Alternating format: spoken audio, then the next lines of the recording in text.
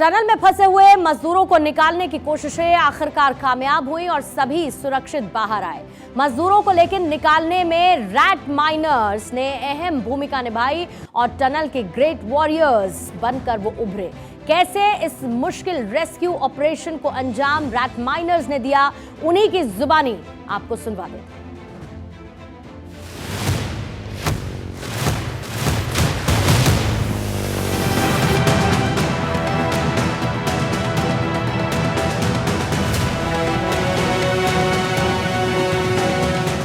Rat miners की दहाड़, छेनी हथौड़ी से खोद डाला पहाड़।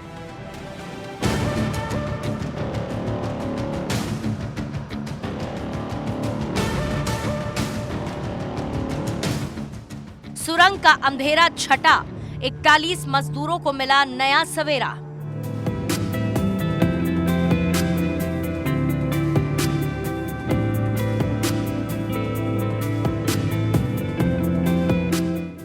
जहां फौलादी मशीन हुई फेल, वहां रैट माइनर्स ने किया कमाल।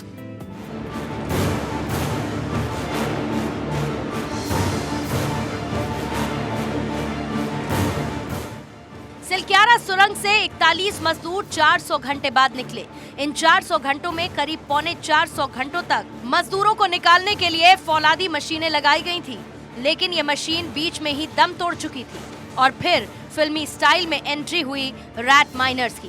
रैट माइनर्स सुरंग में घुसे और चूहों की तरह से रास्ता बनाया और फिर 41 मजदूर 17 दिन बाद घुप अंधेरी सुरंग से बाहर निकले।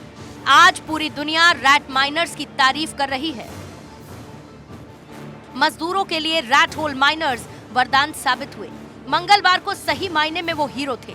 12 रैट माइनर्स ने 12 मीटर की सुरंग में रास्ता बनाया और आज परिणाम सबके सामने है।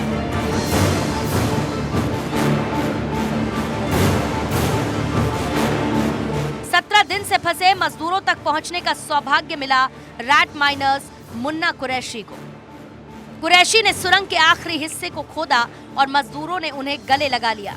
श्रमवीरों को बाहर निकालने के बाद रैट माइनर्स ने खुशी व्यक्त की। जब ये लड़के मेरे 4 अंदर गए तो उन्होंने लड़कों ने जो अंदर 41 थे उन्होंने मेरे को बुलाया, बोल रहे मुन्ना भाई को बुलाओ।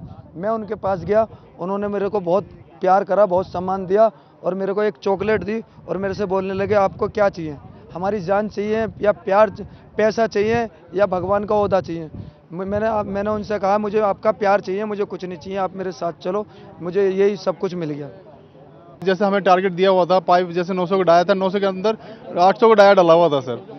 उसमें अंदर घुस के लेट के जैसे हम लोग का प्रोसेस है, हम इस चीज़ को बोलेंगे चूहा बोर तो एक्नी बोलते हैं, जिसमें चूहा जिस तरीके से मिट्टी पीछे फेंकता है फिर आगे बढ़ता है, उसी हिसाब से सर हम काम करते हैं। आगे से मिट्टी काटते, पीछे मिट्टी फेंकते हैं और इसी तरीके से आगे बढ़ते जाते हैं सर। ये मजदूरों को निकालने के लिए ऑस्ट्रेलिया से लेकर नॉर्वे और थाईलैंड से लेकर अपने देश के विशेषज्ञों ने तमाम तरीके आजमा लिए और फिर आखिरकार खुदाई के उस पुराने तरीके की तरफ लौटे जिससे अब पूरी दुनिया दूरी बना चुकी है। देसी औजार, छेनी हथौड़ा और छोटे वाला फव्वारे से करीब 2.5 फुट वाली पाइप में रैट माइनर्स घुसे और रास्ता बनाया। 26 नवंबर को सुरंग के पास 12 रैट होल माइनर्स की एंट्री हुई। निजी कंपनी ट्रेंचलेस इंजीनियरिंग सर्विसेज की ओर से बुलाया गया। टनलिंग क्षमता का प्रदर्शन कर चुके हैं रैट माइनर्स। उत्तरकाशी में उन्हीं लोगों को बुलाया गया जो टनलिंग में माहिर हैं। रैट माइनर्स के काम से उत्तराखंड के मुख्यमंत्री पुष्कर सिंह धामी काफी प्रभावित हुए। उन्होंने रैट माइनर्स को गले लगा लिया और बाद में इनाम देने की घोषणा की। राज्य सरकार की तरफ से 50-50 हजार रुपए का पुरस्कार देने का ऐलान किया गया। रैट माइनर्स को तब बुलाया गया जब अमेरिकी ऑगर मशीन 48 मीटर के बाद फेल हो गई। मशीन के ब्लेड टूट गए। इसके बाद रैट माइनर्स की एंट्री हुई और ऐसे में आपको रैट होल माइनिंग के बारे में बताते हैं। रैट होल माइनिंग में गहरी और संकरी सुरंगें खोदी जाती हैं। श्रमिक सुरंग के अंदर घुसते हैं और माइनिंग को अंजाम देते हैं। होल माइनिंग में इसका इस्तेमाल किया जाता है, खासकर उन क्षेत्रों में जहां अवैध खनन होता है।